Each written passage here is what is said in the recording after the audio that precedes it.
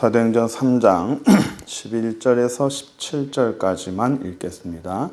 나은 사람들이 베드로와 요한을 붙잡으니 모든 백성이 크게 놀라며 달려나아가 솔로몬의 행각이라 불리우는 행각에 모이거늘 베드로가 이것을 보고 백성에게 말하되 이스라엘 사람들아 이 일을 왜 놀랍게 여기느냐 우리 개인의 권능과 경건으로 이 사람을 걷게 한 것처럼 왜 우리를 주목하느냐 아브라함과 이삭과 야곱의 하나님 곧 우리 조상의 하나님이 그의 종 예수를 영화롭게 하셨느니라.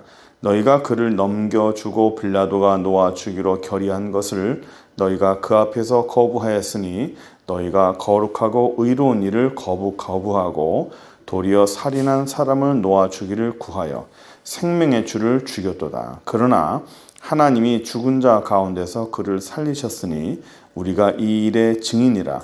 그 이름을 믿음으로 그 이름이 너희가 보고 아는 이 사람을 성하게 하였나니 예수로 말미암아 난 믿음이 너희 모든 사람 앞에서 이같이 완전히 낫게 하였느니라. 형제들아 너희가 알지 못하여서 그리하였으며 너희 관리들도 그리한 줄 아노라. 아멘.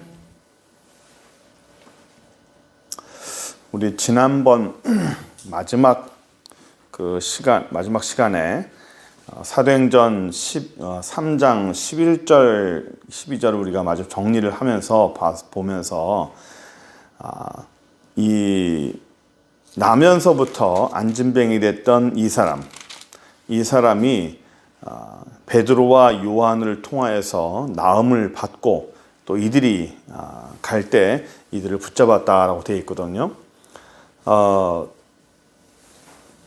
이전까지 병을 고치는 일들은 간혹 있었어요. 그러니까 우리가 계속 얘기했지만 BC 37년 우리가 지난주에 배웠지만 마태복음 26장, 27장에서도 대제사장이 굉장히 많았다 그랬죠. 당시에 종교 상황이 굉장히 어지러웠고 정리가 되지 않은 상황에서 대제사장도 많았고 또 정리가 되지 않은 상태에서 그 당시에 메시아가 많이 등장했다고 그랬습니다. 자칭, 타칭 그런 메시아들이 많이 등장을 해가지고 이스라엘 사람들에게 정치적인 메시아 또는 신앙적인 메시아가 상당히 많이 등장을 했는데 그들의 동일한 공통점이 뭐라고 그랬죠? 그들이 물론 병 고치는 것도 있었고요. 또 정치적으로 사람들에게 소망을 준 것도 있었어요.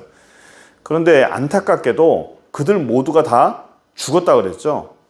물론 사람이 죽는 거는 뭐 같겠죠. 그러나 그냥 죽은 것이 아니라 전부 다 암살당했어요. 누구에 의해서? 로마에 의해서 그들이 전부 다 죽임을 당했습니다. 그래서 메시아라고 통칭이 됐던 사람들은 전부 다 자기의 뜻을 이루지 못하고 전부 죽어버린 거예요. 왜냐하면 이스라엘 왕이고 이스라엘의 지도자가 되는 사람을 로마 사람들이 가만히 둘 리가 없었죠. 어쨌든 간에 그들은 전부 다 이스라엘 어떤 민족적인 지도자들, 역사에도 나왔던 그 모든 사람들이 민족적 지도자뿐만 아니라 사람들에게 당신이 혹시 메시아가 아니냐라고 이렇게 추앙을 하는 그런 상황 속에서 그런 모든 환경을 로마가 그냥 보고 두지 않았다라는 걸 우리가 계속 배웠죠. 그러면서 예수님 이후에 예수님께서도 똑같이 그들과는 물론 다르겠지만 죽은 자도 살리시면서 수많은 병자를 고치셨어요. 단지 이스라엘의 민족적인 지도자만은 아니었습니다. 그들에게 생명을 주고 고침과 여러 가지 조언을 주셨어요. 예수님께서 사람들에게 우리의 왕이 되주십시오라고 본격적으로 예수님을 왕으로 옹립하려고 했던 사건은 오병이어 사건이었죠. 오병이어 사건을 통해서 물고기 2마리와 떡 5개와 물고기 2마리로 인해서 5,000명을 먹인 사건이었어요. 그 사건으로 인해서 사람들은 무슨 생각이 들었냐면 이 예수님이 우리의 왕이 되면 우리는 다시 굶을 일은 없겠다. 당시에 수많은 사람들이 굶어 죽었고 먹고 사는 것이 상당히 심각한 일이었어요. 그러다 보니까 우리의 먹고 사는 문제를 해결해 주시는 분이라면 우리의 왕으로 충분히 될 수 있다 해서 예수님을 본격적으로 옹립하려고 합니다. 하지만 예수님은 그걸 거부했죠. 그러면서 예수님께서는 수많은 사람들을 고치셨어요. 그래서 사람들은 예수님이 병을 고치신 사건을 다 압니다. 예수님께서 메시아라고 불렸던 그 예수님, 예루살렘에 들어올 때 나귀를 타고 들어오시면서 사람들이 막 환호했던 그런 모든 사건들을 사람들은 다 알고 있어요. 그런데 예수님이 어떻게 됐죠? 죽었어요. 죽었습니다. 예수님께서 십자가에 못 박혀서 유대인들이 예수님을 로마에 떠넘겼고, 로마의 그 왕은 나는 죄 없다, 너희들이 받아라 하면서 유대인들은 이 예수님을 풀어주려고 하는 것을 거부했어요. 그래서 결국에는 유대인에 의해서 로마 사람들에게 또 죽임을 당한 거예요. 그러니까 예수님은 이전까지 그 전에 한 100년 동안 지내왔었던 100년 동안 수많은 메시아가 나타났던 그 사람들과 동일하게 죽었던 거예요. 그러니까 예수님을 따라다녔던 수많은 사람들은 흔들렸죠. 제자들뿐만 아니라 사람들이 많이 흔들렸어요. 왜냐하면 예수님도 죽었네. 이분은 좀 다른 줄 알았는데, 이분은 좀 그전에 있던 사람들하고 다른 줄 알았는데 똑같이 로마 사람들에 의해서 죽임을 당했잖아요. 사형을 당했잖아요. 그러니까 사람들이 거기서 순식간에 흩어져 버린 거예요. 예수님도 별 수 없었구나. 그런데 어떤 일이 벌어졌죠? 예수님은 3일 만에 부활했어요. 3일 만에 부활하셔서 그 모든 걸 이기고 나셨어요. 물론 부활이라는 것 자체가 우리의 죄사함과 구원에 있어서 상당히 큰 역할을 하는 것이고, 그게 부활 자체가 얼마나 구원에 있어서 큰 역할이라는 걸 우리는 잘 압니다. 그런 어떤 영적인 그 사건 말고도 사회적으로도, 당시에 종교적으로도 예수님의 부활은 사람들에게 큰 쇼크였어요. 예수님은 똑같이 죽었지만 이분은 다른 애예요. 죽음이라는 것은 하나님 외에는 살릴 수가 없다고 생각했습니다. 죽은 자를 살리는 것은 오직 하나님밖에 없다고 생각했는데, 예수님께서 당시에 공생에 사역하실 때도 하나님 외에는 하실 수 없는 표적들을 상당히 많이 하셨죠. 죽은 자를 살리는 일들을 예수님께서 하셨어요. 그러니까 하늘로부터 온 표적이 아니고는 예수님이 할 수 없는 일이 상당히 많았어요. 그래서 수많은 사람들이 예수님께서 하시는 그 표적, 기적을 보고자 했던 거예요. 표적, 기적. 많은 사람들이 예수님 우리에게 표적을 보여주세요, 표적을 보여주세요 하죠. 기적과 표적은 달라요. 기적은 우리가 알고 있는 흔치 않은 사건들. 와, 놀랍다, 놀라운 미라클, 놀라운 어떤 결과물을 기적이라고 보통 얘기해요. 하지만 성경에 나타나는 표적이라는 것은 하늘로부터, 즉 하나님으로부터 오는 그런 결과물, 저것은 하늘로부터 온 것이다 라고 하는 모든 사람들이 인정할 만한 사건을 표적이라는 거예요. 대표적인 걸로 엘리야가 하늘에서 불을 내리는 사건들, 또는 죽은 자를 살리는 사건들, 이러한 것들을 주로 표적이라고 했습니다. 그래서 사람들이 우리가 다시 한번 보기 원합니다. 당신이 하나님의 아들이라는 것을, 당신이 메시아라는 것을 우리가 한번 다시 한번 확인하기 원합니다 하고 예수님에게 자꾸만 표적을 원하는 거예요. 다시 한번 보여주세요. 예수님은 거부했죠? 아니했어요.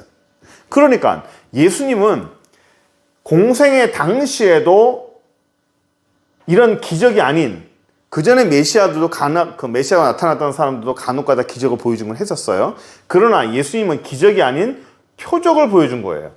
표적을 보여주면서 사람들에게 다르다는 걸 알려줬고, 특히 예수님께서 부활하시면서 기존에 사람들이 알고 있었던 메시아라고 하는 사람들과는 완전히 다른, 구원이 영적으로 또는 신앙적으로 뿐만 아니라 사회적으로도 또 종교적으로도 분명히 다른 분이라는 것을 알게 된 거예요. 그래서 제자들이 뭘 전했죠? 예수님의 부활을 증거했어요. 부활을 증거했어요. 왜 부활을 증거했을까요? 구원사역에서 부활이 중요하니까. 맞아요.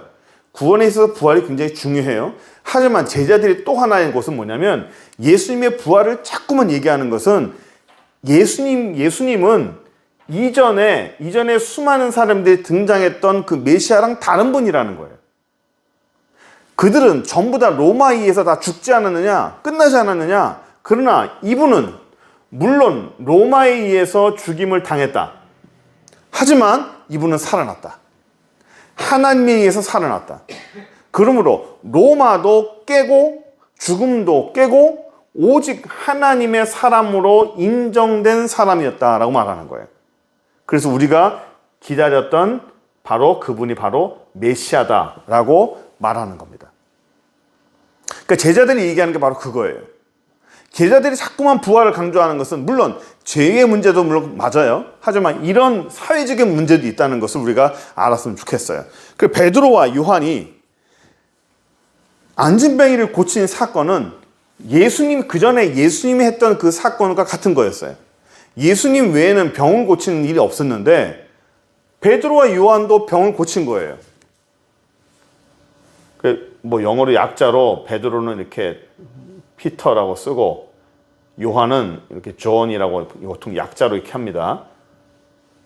이거는 예수님이고요. 이건 하나님이고 자주 등장하는 약자니까 뭐 아시면서. 그러니까 베드로와 요한이 병을 고치니까 사람들이 와 하고 모인 거예요. 주로 지금까지는 병을 고친 사람들은 메시아 또는 예수님 외에는 없었는데 베드로와 요한도 병을 고친 거예요. 그 사람들이 모여들기 시작했죠. 당신 뭐냐? 당신 뭐냐? 이러한 사건이 바울한테도 있었죠. 바울. 예, 바울도 이런 일이 있었어요. 바울도 병을 고치니까 사람들이 막 모여서 당신은 신이 아니냐? 막 모여서 바울을 막 옹립하려고 했습니다. 아니다, 나는 신이 아니다. 베드로와 요한도 똑같았어요. 사람들이 주목을 했습니다. 막 주목을 하니까 여기서 이 사람들이 주목을 하니까 뭘 주목했을까요? 이 사람들을 주목했을까요? 기적을 본 거예요. 기적. 안진뱅이가 일어났다고 하는 그런 사건. 그 사건이 이 사람들에게서 출발됐다라는 거. 그러니까 두 가지 본 거예요. 요 사람들과 기적이라고는 요 사건. 사람과 사건을 봤어요. 그러니까 베드로와 요한은 사람들이 자기들을 보고 기적이라는 사건을 본 거예요. 베드로가 뭐라 말합니까? 우리를 보지 마라. 왜 우리를 주목하느냐? 우리 주목하지 말고 누구를 봐라? 예, 기적을 보지 말고 예수 그리스도를 봐라. 우리도 보지 말고 기적이라고 하는 이 사건도 보지 말고 이 모든 것은 예수 그리스도에게서 시작된 거다. 그거를 얘기를 하고 있어요. 11절 한번 볼까요? 다시 한번 볼게요. 나은 사람들이 베드로와 요한을 붙잡았어요. 나은 사람이. 제가 지난번 얘기할 때 이 요한을 붙잡았다는 얘기가 뒤에서 붙잡았다는 거였어요. 뒤에서 붙잡았다고 그랬죠. 그러니까 흔히 얘기하는 백허그예요. 뒤에서 끌어안았다는 뜻입니다. 뒤에서 끌어안았다는 얘기는 베드로와 요한이 어디로 간다는 거죠. 베드로와 요한이 다른 방향으로 가는 것을 이 안진뱅이가 뛰어가서 그들을 못 가게끔 뒤에서 끌어안은 거예요. 너무 감사하고 너무 고맙고 이렇게 가시면 어떻게 합니까? 하고 뒤에서 꽉 끌어안은 거예요. 베드로와 요한이 왜 갔을까요? 베드로와 요한은 이 기적에 관심이 없어요. 예수님이 주목되지 않고 자신들이 주목되는 것에 관심이 없어요. 그러니까 자기에게 주목이 되는 포커스가 맞춰지는 것을 원치 않는 거예요. 그래서 가버리는 거예요. 이게 뒤에서 끌어안았다는 게 굉장히 중요합니다. 그냥 내버려두고 가는 거예요. 예수님께서 하신 일이다라는 거예요. 그 사람들은 오늘날 이 기적을 일으키는 사람들이 참 많잖아요, 사실은. 우리 주변에도 많이 있고, 병 고치는 도 많이 있고. 근데 자꾸 여기에 포커스를 맞춰요. 여기에 포커스를 맞추고 요 사람과 요 사건에 관계에 관계를 끼워 넣어요. 관계를 자꾸만 끼워 넣는 거예요. 그전에 어떤 분이 교회에 왔을 때 이 병 고치는 게 있었어요. 그래서 와서 뭐 병을 고쳤다가 다른 데 가서 또 찾아다니는 거예요. 이게 신기한 걸 찾아다니는 사람이 하나 있었어요. 신비하고 신기한 거를 찾아다니는 거예요. 좀 더 신비한 사람, 좀 더 영향력이 있는 사람을 찾아다녀요. 그 가길래 가시라 했어요. 그분은 어떻게 했을까요? 계속 돌아다니는 거예요. 좀 더 신기하고 좀 더 기적이 병을 고치는 그런 데를 찾아다녀요. 또 병 고치는 데를 찾아다니는 거예요.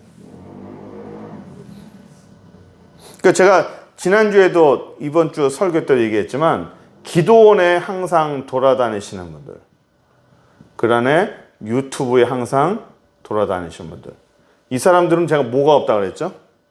이분들이 자기 목자가 없어요. 자기 목자. 내 목자가 없어요. 그러니까 좋은 말씀 찾아다녀요.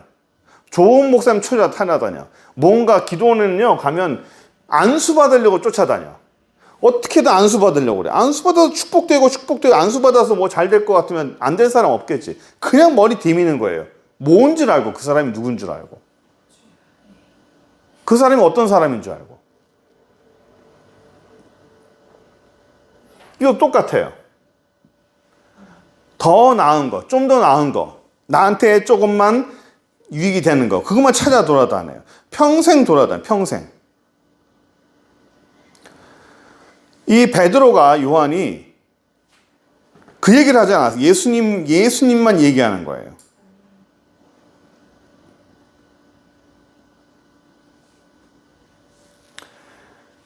이 베드로와 요한이 얘기하는, 오늘 쭉 얘기하는 게 다 같은 얘기인데요. 뭐 정리해서 제가 얘기 드릴게요. 사람들은 베드로를 보는데, 베드로와 요한을 보는데, 베드로와 요한은 어디에 포커스를 맞추죠? 예수님에게 포커스를 맞추자고 그러죠. 예? 우리도 똑같아요. 우리도 누구에게 포커스를 맞추냐면 나한테 포커스를 맞춰요. 나에게. 겉으로 보이는 나한테 포커스를 맞춰요. 다른 사람도 똑같아요. 다른 사람도 그 사람에게 포커스를 맞춰요. 베드로, 요한은 어디에 포커스를 맞췄죠? 예수님에게 포커스를 맞췄죠. 저도 똑같아요. 다른 사람이 나를 보는 거 말고 내가 나를 보는 거. 내가 나를 볼 때 만족해요? 내가 내 자신을 볼 때 만족하냐고요. 내가 내 자신을 볼 때 만족하는 사람은 이렇게 자족하는 거 참 좋아요. 좋지만 내가 나를 볼 때 만족하는 분은 별로 없어요. 이번 주에 이렇게 하나님이 저에게 이렇게 주시는 그 기도 제목이 뭐였냐면 흠결이 없는 사람이에요. 하나님 앞에 흠결이 없게끔. 우리가 기도할 때도 정결하라고 기도하잖아요. 흠과 결격 사유, 그런 것이 없도록. 다 보이잖아요. 내가 내 자신을 보면 전부 다 흠결이잖아요. 예? 흠결이라는 단어는 사실 우리 노예의 어떤 헌법에 쓰는 단어인데, 갑자기 내가 당황했는데, 우리의 모습을 보면 전부 흠결이잖아요. 내가 나를 보면 흠결이 없는 게 있나요? 다 흠결이잖아요. 그래서 내가 나를 볼 때 흠결을 보는 것이 아니라 뭘 봐야 돼요? 내 안에 있는 예수님을 봐야 돼요.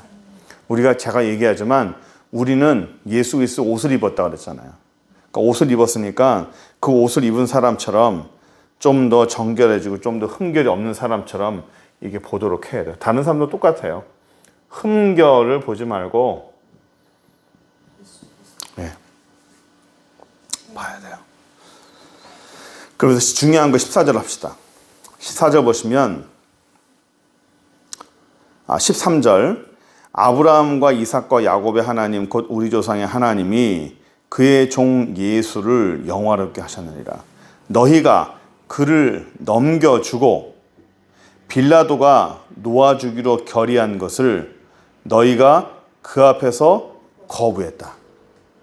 너희가 거룩하고 의로운 일을 거부하고 도리어 살인한 사람을 놓아주기를 구해서 생명의 주를 죽였다. 그러니까 로마 사람들에게 넘겨주고 빌라도는 다시 놔주기로 하려고 했는데 누가 거부했어요? 이스라엘이 거부했다는 거예요. 그리고 살인자를 놓아주고 주 예수를 너희가 죽였다라고 말하는 거예요. 너희가 죽였다. 주 예수를 죽였다. 그러면 무슨 일이 벌어지죠? 너희가 죽였다라고 하면 듣는 사람들은 무슨 생각이 드냐면 큰일 났다예요. 큰일 났다.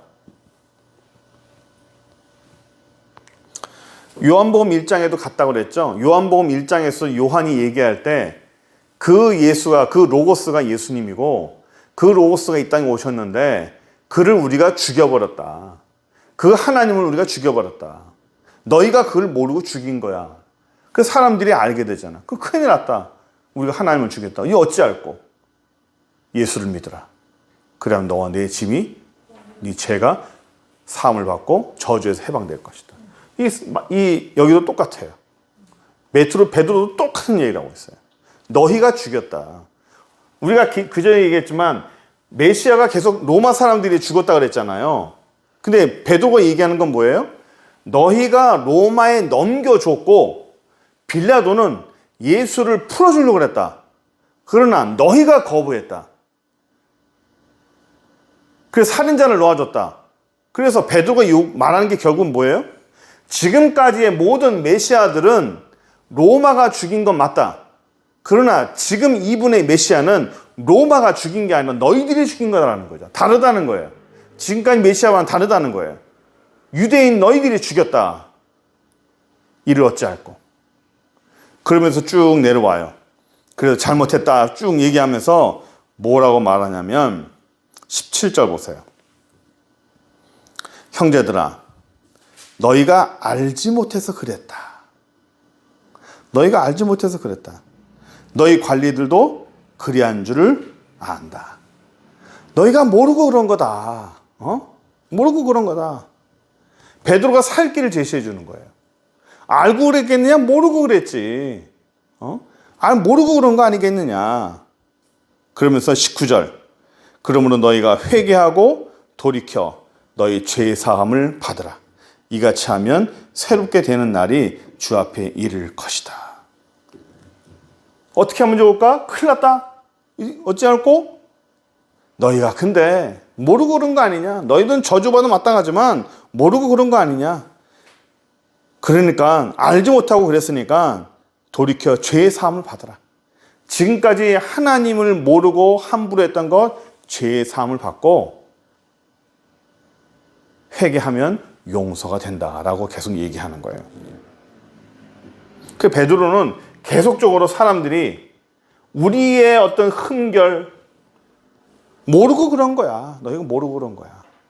하나님이 너희들의 그 죄 증거를 너희는 모르고 그런 거야. 그러니까 살 방법이 있다. 지금까지 내가 모르고 그랬어. 지금까지는 내가 내 의도가 아니었어. 내 본의가 아니었어. 예수님께서 마지막에 베드로에게 찾아가신 이유가 뭐죠? 물고기 잡는 베드로에게 찾아가서 네가 나를 사랑하느냐 3번이나 물어봤잖아요. 그거 왜 물어봐요? 뭐 어떤 분들은 3번 물어봐서 뭐 네가 진짜 사랑하는 이거 좀 물어보는데 예수님께서 베드로에게 계속적으로 물어본 이유는 베드로가 예수님을 부인했잖아요. 난 당신 모른다. 저 사람 예수님 막 저주까지 했잖아요. 그래서 베드로가 뭐라고 말해요? 네가 날 사랑해? 예, 저 진짜 예수님 사랑합니다. 진짜 저 예수님 좋아해요. 네가 진짜 나 좋아해? 네가 진짜 나 사랑해? 주님이 내가 주님 사랑하는 건 주님이 잘 아시지 않습니까? 3번이나 말하게 한 거예요. 왜 그럴까요? 그 전에 예수님을 부인했거든. 베드로 스스로 나 그런 마음 아니에요. 잘못했어요. 그전에는 내가 아니었어요. 변명할 수 있는 기회를 주는 거예요. 변명할 수 있고 다른 말 할 수 있는 기회를 주는 거예요. 그때는요, 제가 너무 연약해서요. 나도 모르게 그렇게 했어요. 그때는요, 내가 아니었어요. 근데 이제는 달라요. 이제는 그때와는 달라요. 잘못했어요. 지금까지는 이제부터는 다르게 살게요 하고 베드로에게 변명할 수 있고 도망갈 수 있는 기회를 주는 거예요. 이 오늘 똑같아요. 베드로 똑같은 사람들이 얘기해요. 너희가 그때는 모르고 그랬다. 모르고 그랬다. 저 이게 얼마나 이렇게 은혜가 되는지 몰라요. 이게 베드로의 말이 아니라 우리 주님께서 우리에게 하는 말 아니에요? 너희가 알지 못하고 그랬다. 네가 그때는 알지 못하고 그랬다. 네가 모르고 그랬다. 예수님도 사람들을 죄를 용서해 주면서 저들이 모르고 그렇습니다. 저들이 모르고 저러고 있습니다. 그러잖아요. 우리가 왜 모르겠어요. 그러나 주님께서는 우리에게 기회를 주는 거 아니겠습니까? 네가 모르고 그런 거다. 네가 어려서 그런 거다. 네가 어릴 때 아무것도 모를 때 그런 일을 저지른 거다. 우리에게 도망갈 수 있는 기회를 주는 거고 우리에게 변명할 수 있는 기회를 주는 거고 우리에게 빠져나갈 수 있는 기회를 주는 거 아니겠어요? 전 그게 너무 좋아요. 우리가 하나님 앞에 주님 앞에 변명할 수 있고 그리고 감사합니다. 네가 모르고 그런 거 아니겠느냐 하고 이해해 주시고 위로해 주시고 용서해 주시는 건 너무나 감사합니다. 그래서 이 베드로의 말이 단지 베드로의 말이 아니라 우리 주님께서 우리에게 은혜를 주시고 용서를 주시고 기회를 주시는 말씀이라는 거 우리가 기억하면서 오늘도 은혜롭게 믿음으로 사는 저와 여러분들에게 바랍니다. 기도하겠습니다. 전능하신 하나님 감사합니다. 예수의 은혜로 저희를 축복하여 주시고 믿음으로 살게 하시니 감사합니다. 능력 가운데 저희를 붙잡아 주셔서 아버지여 우리가 흠결이 없이 주 앞에 정결하게 살 수 있는 저희들 되게 인도하여 주옵소서. 믿음으로 살게 하시고 은혜로 살게 하시고 하나님 앞에 더욱더 정결하며 우리 주님 앞에 흠없이 살아갈 수 있는 귀한 영혼들로 삼아주시고 우리 주님이 칭찬하시는 예수님을 닮아가는 그런 영혼으로 삼을 수 있도록 주여 인도하여 주옵소서. 예수 그리스도의 이름으로 기도드립니다. 아멘.